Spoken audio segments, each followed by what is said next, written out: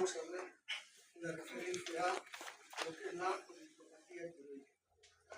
Entonces, la orbitopatía tiroidea viene a ser la patología orbitaria más frecuente de lo que significa un trastorno tiroideo.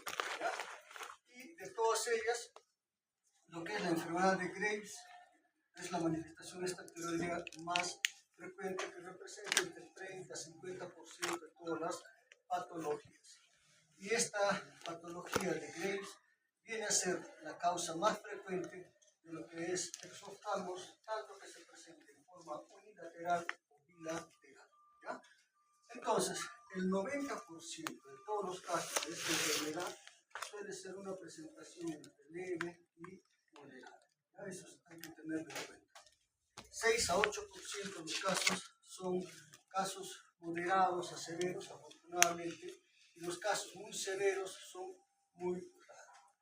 Entonces, en lo que es la presentación y la evolución de esta enfermedad, la evolución va a tener diferentes grados de compromiso visual.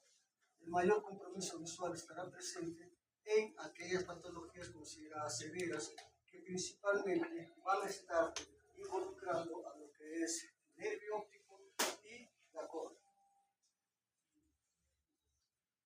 Entonces, suele presentarse más frecuentemente en mujeres, casi en una proporción de 6 a 1, y en los varones, cuando se presenta, sí, el cuadro suele presentarse en forma mucho más grave. ¿Ya? Entonces tiene una distribución bimodal. ¿Qué implica esto? Que en las mujeres tiene un pico entre los 30 y 44 años y después otra entre los 60 y 64. Y lo mismo sucede en los varones, donde es un poquito más tardío, de 45 a 49 años y posteriormente entre los 65 a 69 años. Esta patología suele presentarse en 90% de los casos, acompañado a un problema de lo que es enfermedad tiroidea. ¿Ya? Pero puede presentarse hasta en 6% de los casos en un estado eutiroideo y en 4% de los casos en caso de hipotiroidismo. ¿Ya? De repente, secundario a tratamiento peritiroides de Hashimoto. ¿Qué es lo que va a ocurrir en esta enfermedad? De que va a haber una reacción inmune contra lo que es los fibroblastos orbitarios. De tal forma que los linfocitos T van a atacar pues a los fibroblastos de la órbita. ¿Por qué? Porque comparten antígenos con el receptor de la TSH. ¿Ya? Entonces, esto va a provocar, ¿qué cosa? Una activación exagerada de estos fibroblastos que empiezan a producir glucosaminoglicanos. ¿Ya? Entonces, la producción de estos glucosaminoglicanos va a hacer que exista una acumulación de matriz extracelular y expansión del tejido orbitario. ¿No?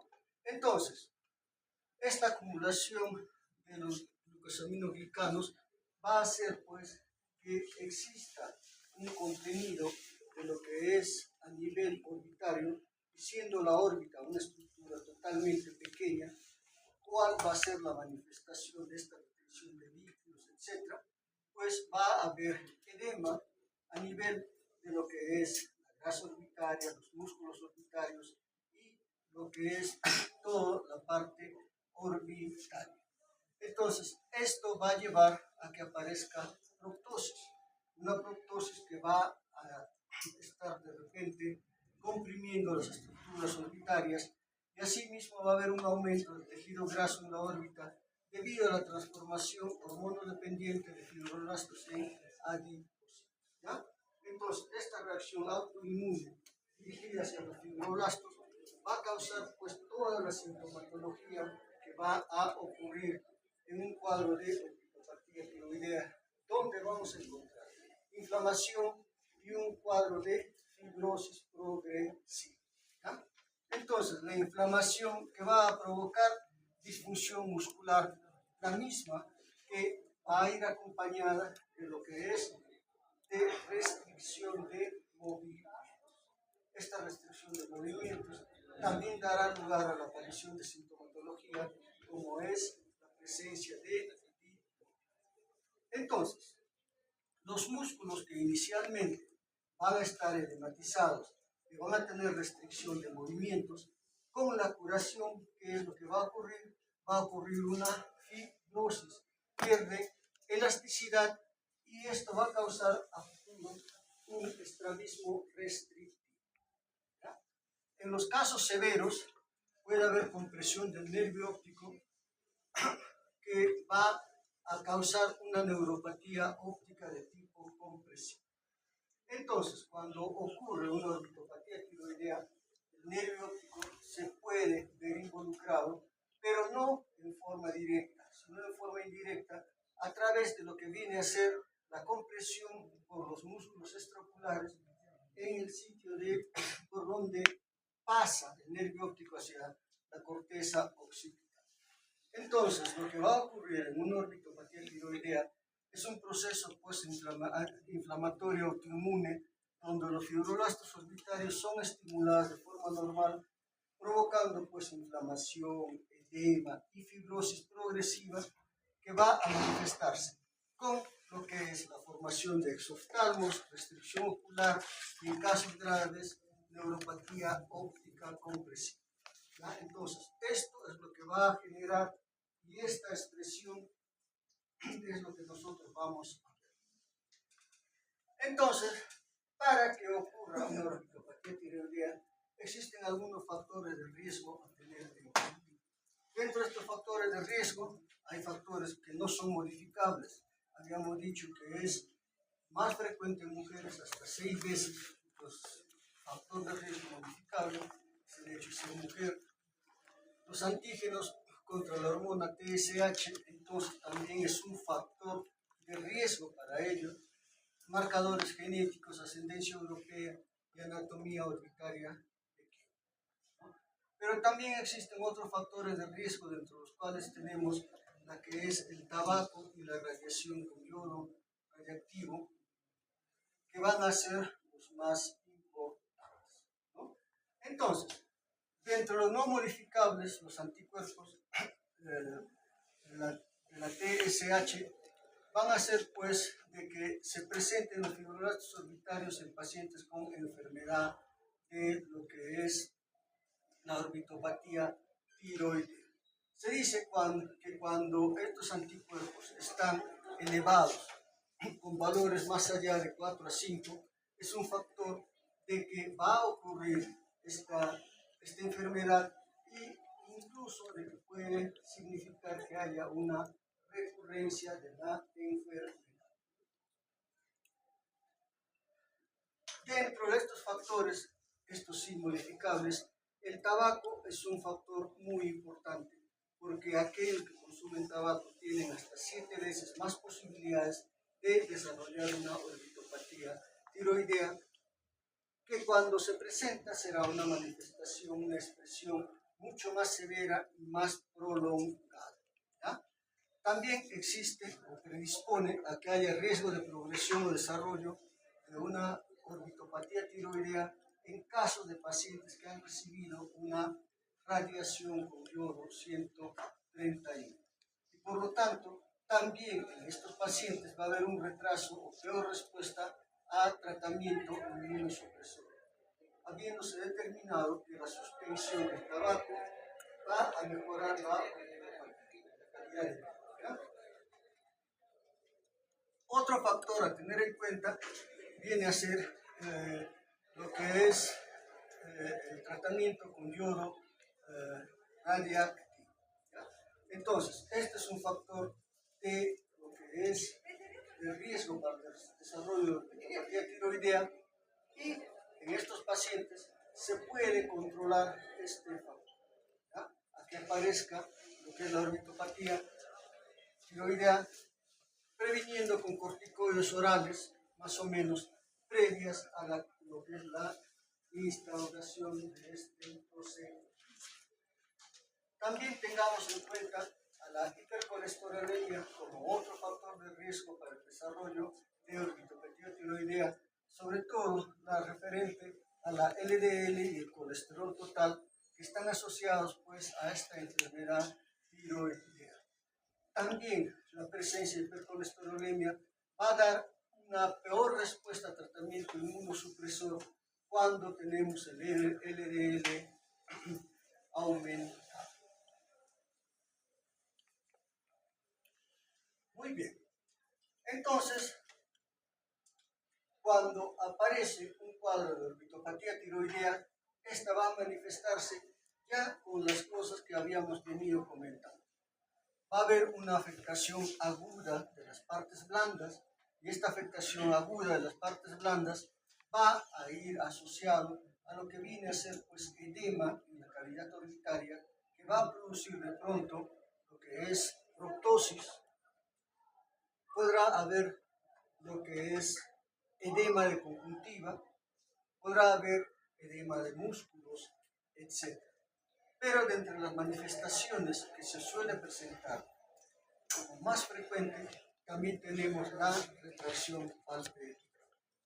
También habrá neuropatía óptica si existe compresión de los nervios o miopatía restrictiva. Entonces, en el cuadro agudo de la enfermedad, ¿qué es lo que vamos a tener? Pues vamos a tener una forma de expresión dada por toda la reacción inflamatoria y la retención de líquidos que va a ocurrir a nivel orbital.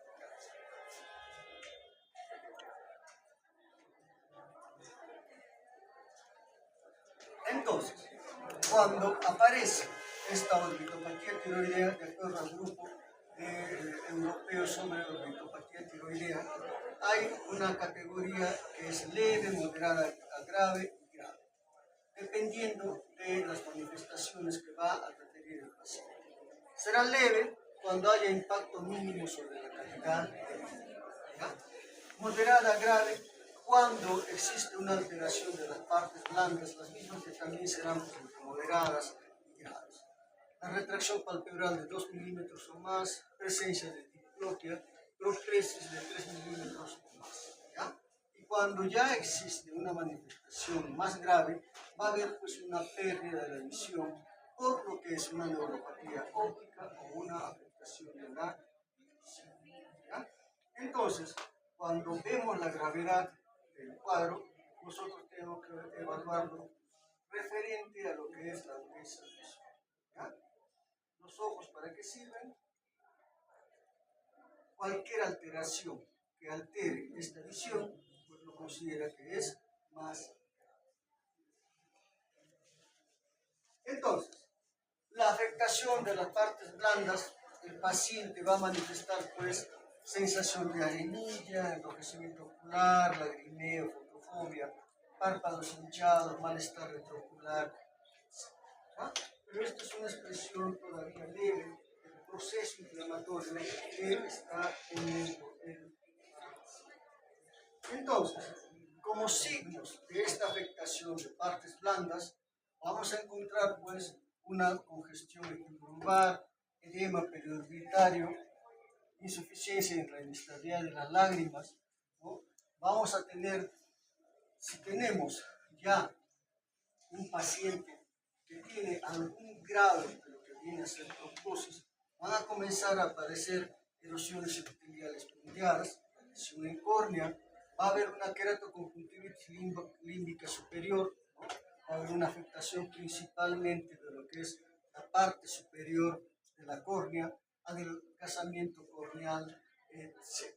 Entonces va a haber una afectación principalmente de las partes blandas por esta reacción inflamatoria que está teniendo el paciente.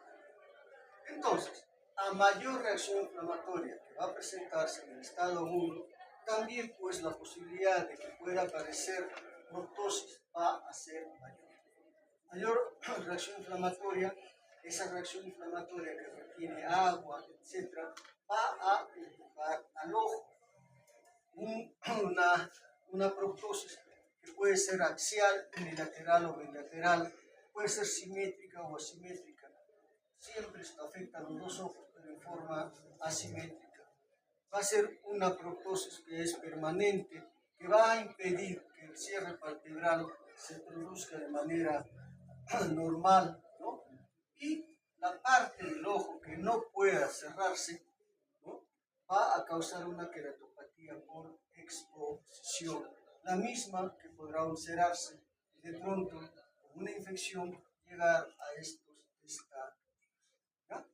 Entonces, la manifestación en el cuadro agudo va a ser pues lo que viene a ser el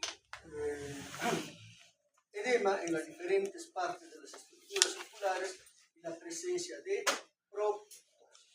Una proptosis que, dependiendo de la magnitud de proptosis, de pronto no va a haber un buen cierre palpebral, y esa falta del cierre palpebral puede producir lo que es una queratopatía por exposición, que puede progresar a estadios bastante graves.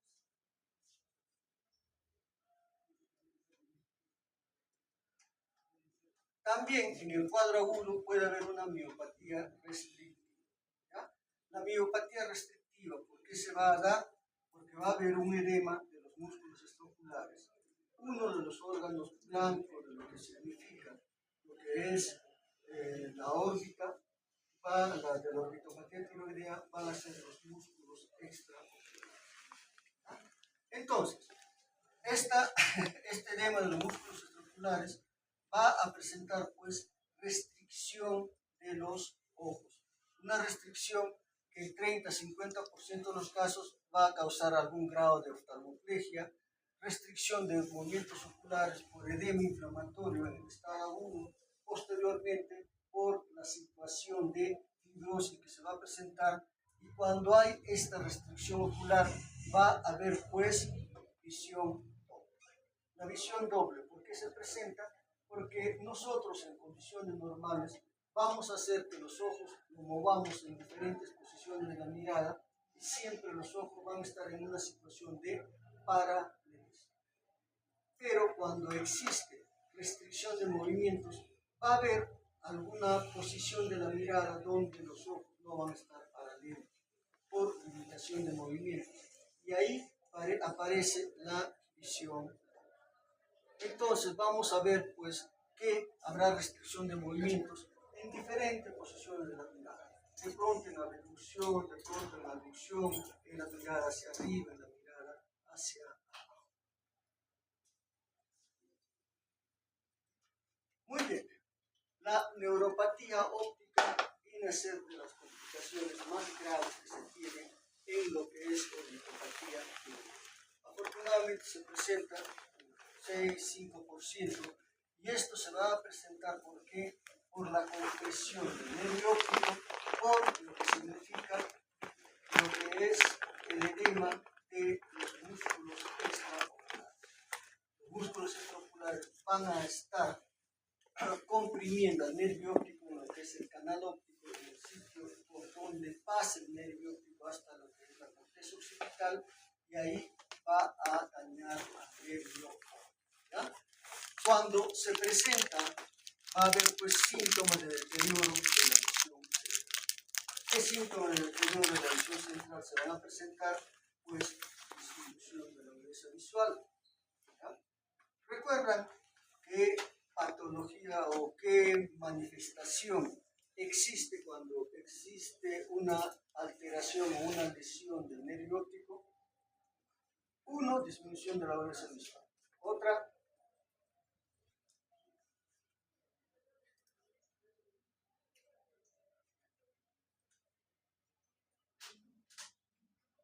¿recuerdan?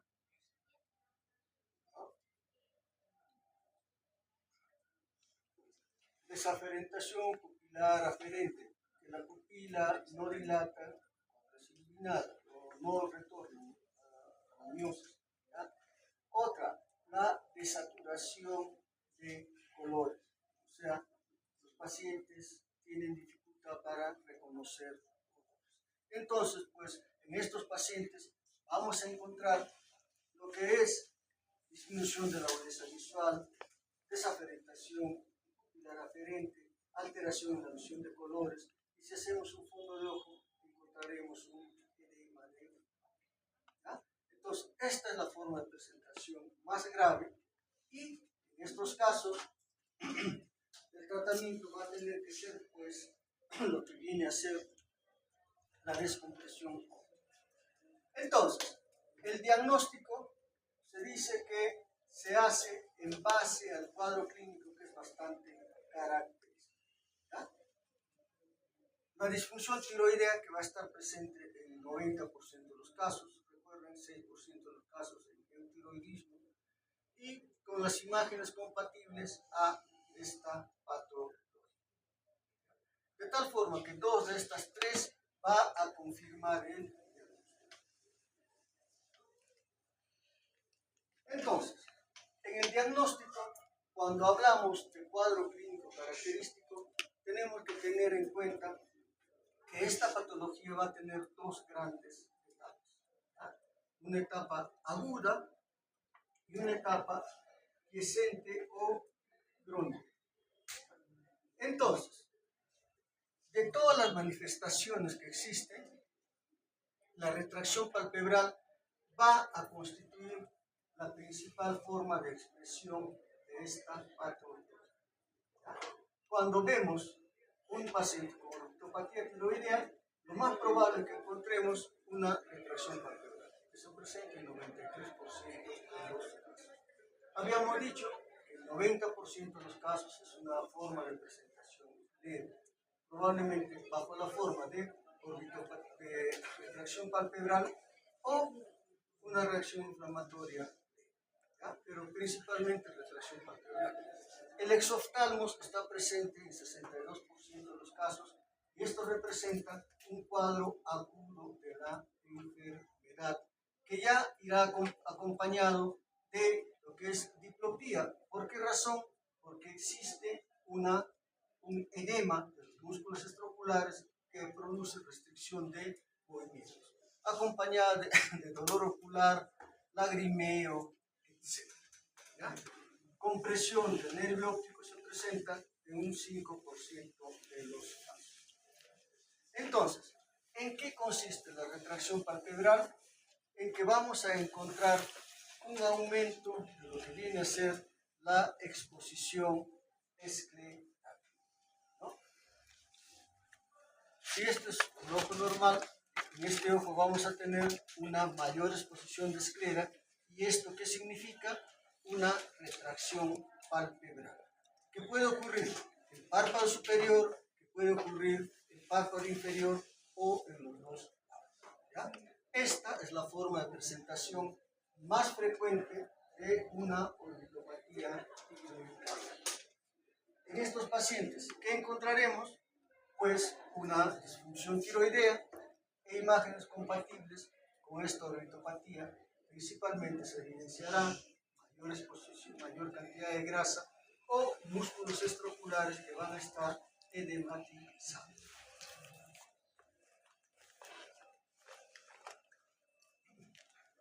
Entonces, la disfunción tiroidea, habíamos dicho en hipertiroidismo 90%, hipotiroidismo 4% de los casos y el eutiroidismo en 6% de los casos.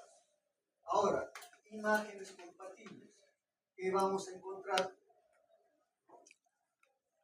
Lo que vamos a encontrar en este tipo de pacientes va a ser, pues, lo que es principalmente un engrosamiento, un edema de lo que son los músculos extraoculares. Se dice que con lo que es la disfunción tiroidea y el cuadro clínico característico, a veces ya no es necesario tomar este diagnóstico de imágenes. ¿Qué se debe tomar estas imágenes? Cuando existe una duda diagnóstica o que el cuadro clínico sea. Pero en todo caso, este examen va a ser de ayuda y encontraremos un aumento de volumen en los músculos extraoculares que siempre respetan lo que es el tendón, ¿ya? Y esto está presente en 80% de los casos.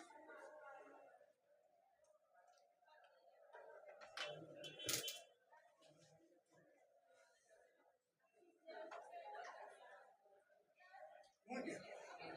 Entonces,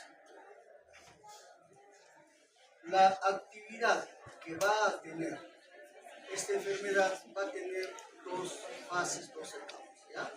va a haber una fase activa que es bastante variable, hasta el año y medio, 2 hasta 3 años, dice, donde va a encontrarse manifestaciones de un cuadro agudo de la enfermedad.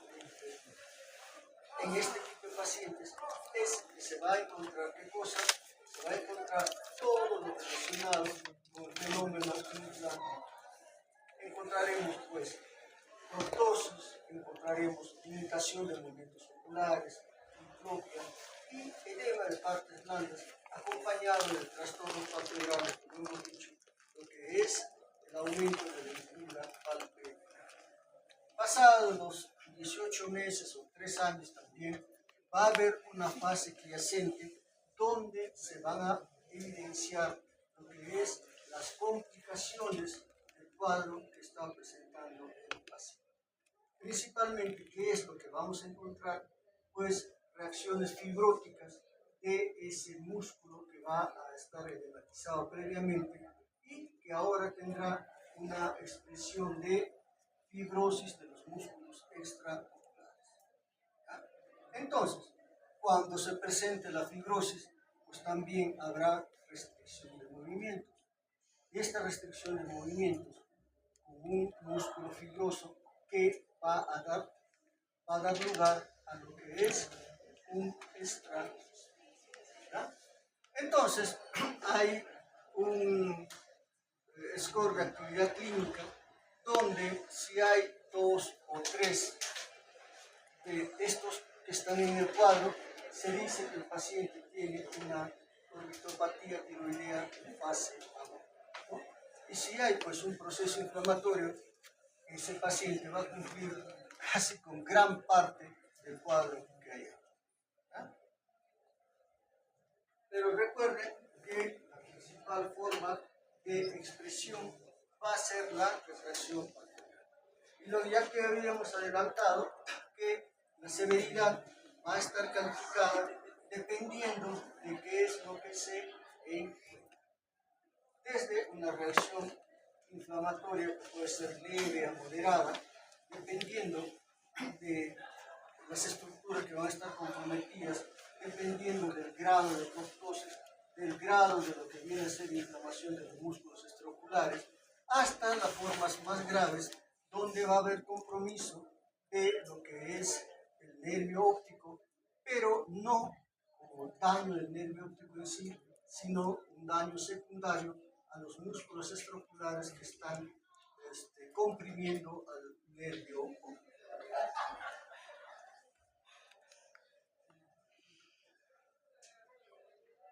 Muy bien, entonces, en el manejo de un paciente con orbitopatía tiroidea, tenemos que hacer pues algunas recomendaciones generales. Tenemos que quitar los factores de riesgo.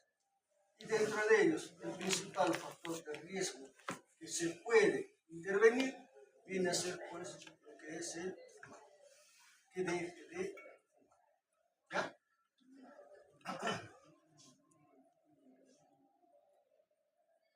El tratamiento de la disfunción tiroidea en sí, que tendrá que ver con el endocrino, evitar que haya un hipotiroidismo iatrogénico y referir a lo que es la parte de especialidad endocrino para que manejen el estado de lo que es pues los anticuerpos TSH, etc. Y también evaluar lo que es el ojo seco que podría estar presente, porque hay alteración de lo que es de repente la glándula lagrimal, la superficie ocular, o porque hay una exposición de la córnea por la proptosis. Pero el ojo seco hay que manejar. Entonces, en el ojo seco, en lo que viene a ser el ojo seco leve, ¿no? O enfermedad leve, generalmente las lágrimas artificiales van a ser usadas porque cuando está presente la inflamación, esta se manifiesta siempre con la aparición de proptosis. ¿Ya? La reacción inflamatoria siempre va a ir con proptosis más alteración de los músculos extraoculares. Y hay que tener en cuenta lo que es la lubricación porque la alteración corneal se constituye en uno de los principales factores para la reducción de la lesión. Entonces, en esta patología puede haber disminución de la agudeza visual por compresión del nervio óptico, por alteración de lo que es la córnea. Ahora, se recomienda suplementos de selenio 6 meses. ¿Por qué? Porque este tipo de productos van a producir una menor actividad inflamatoria y ayuda en lo que viene a ser pues la, la manifestación de la orbitopatía tiroidea.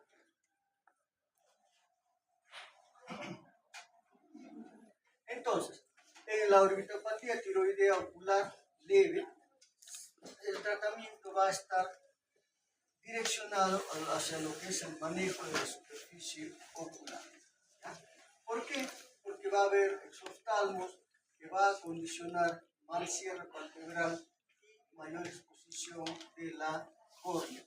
Y esto va a hacer pues de que sufra la córnea por este ojo seco que se está produciendo. Además que hay una disfunción autoinmune también de la glándula lagrimal que va a hacer que exista un aumento de la osmolaridad de la lágrima. Ya saben ustedes que en el ojo seco hay una hiperosmolaridad. Entonces, lo que se tiene que hacer es optimizar la lubricación,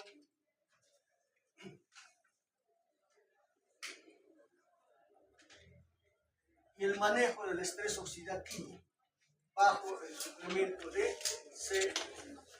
Se ha determinado que cuando se da el selenio, pues mejoran lo que viene a ser la calidad de vida del paciente, porque la expresión de la enfermedad suele ser un poquito menos.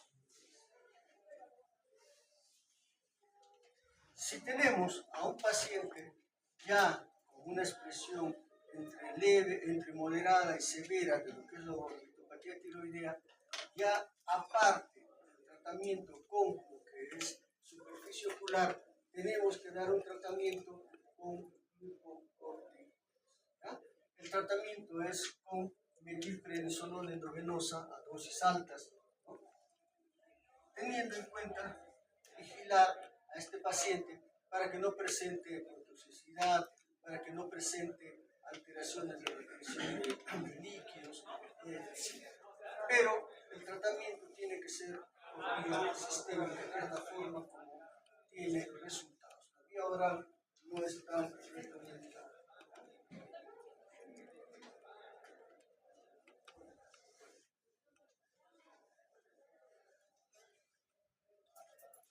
Entonces, si ya tenemos una enfermedad mucho más grave, donde existe ya el compromiso del nervio óptico, ¿qué es lo que vamos a tener que hacer?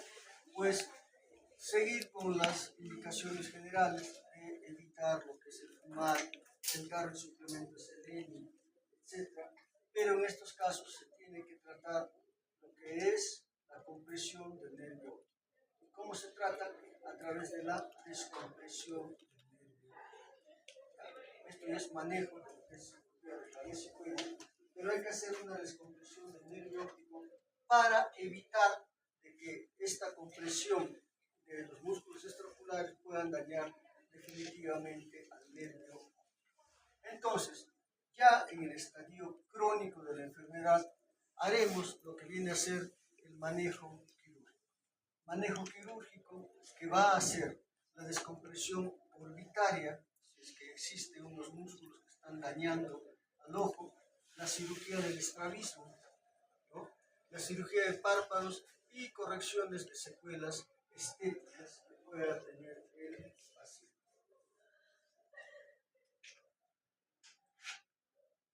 Entonces, la descompresión orbitaria va a hacerse pues con el objetivo de lograr un espacio para que los músculos extraorbitarios y la grasa orbitaria, que están aumentados de tamaño, puedan descomprimir al nervio óptico. ¿Ya? Hay distintas técnicas y abordajes, pero solo grasa, solo paredes óseas o combinación de ellas. ¿Ya? Entonces, con esto hay una reducción promedio de los oftalmos hasta casi 5 milímetros y mejoría de la agudeza visual porque la compresión del nervio óptico se ve aliviada. Este es un procedimiento que afortunadamente de las orbitopatías se hacen solamente, se presenta esta enfermedad en 4% o 5% de pacientes y en ellos tiene que hacerse la descompresión. Entonces, en lo que es la orbitopatía tiroidea va a haber pues lo que es una alteración de la motilidad ocular que va a estar presente desde lo que es el estado agudo de la enfermedad y esta va a permanecer hasta la fase cicatrizante.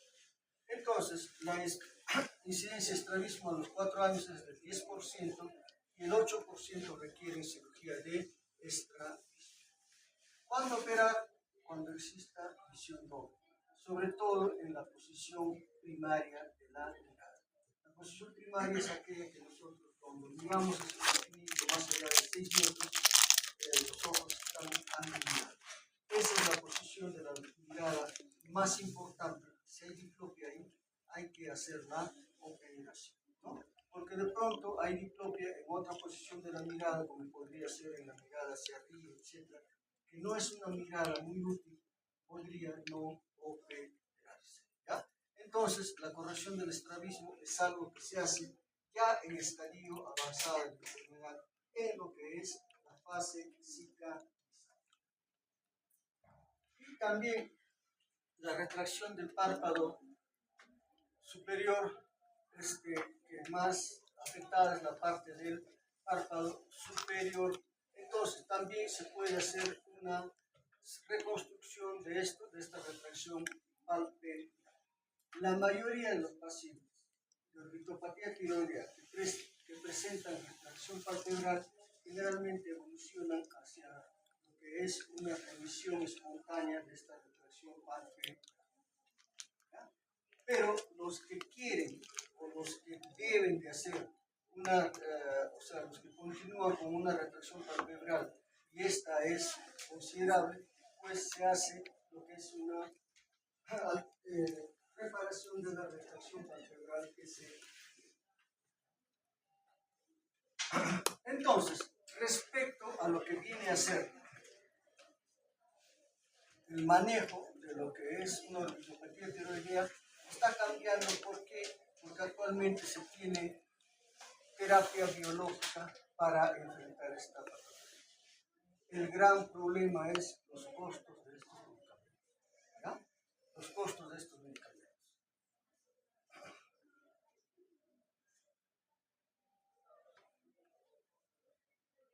Bueno, en cuanto a lo que es la parte quirúrgica, se tiene que adaptar pues el tratamiento a lo que viene a ser lo que se tiene en el paciente, ¿no? Si hay una diplopia muy manifiesta, muy marcada, hay que corregir el estrabismo.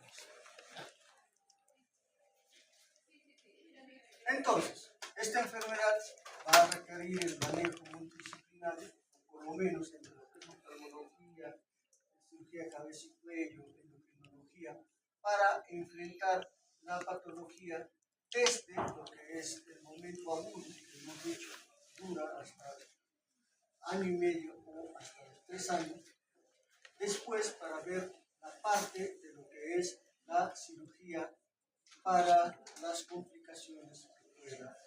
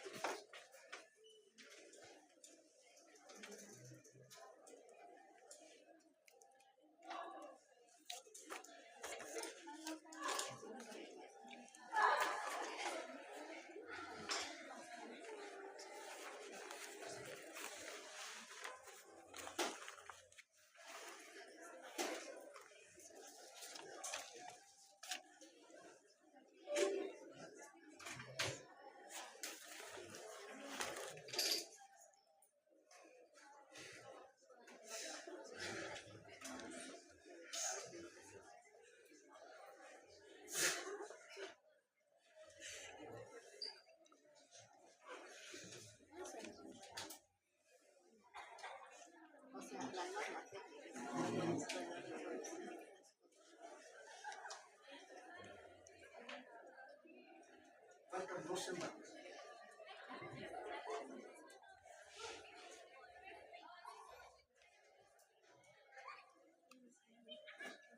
La próxima semana, 1/4 para las 2. 1/4 para las 2. Ya, o sea, 1:45. Ya, 1:45. Sí, mejor, porque ahorita más va a ser El examen. lunes 27. ¿A qué hora? A la 1. A la 1.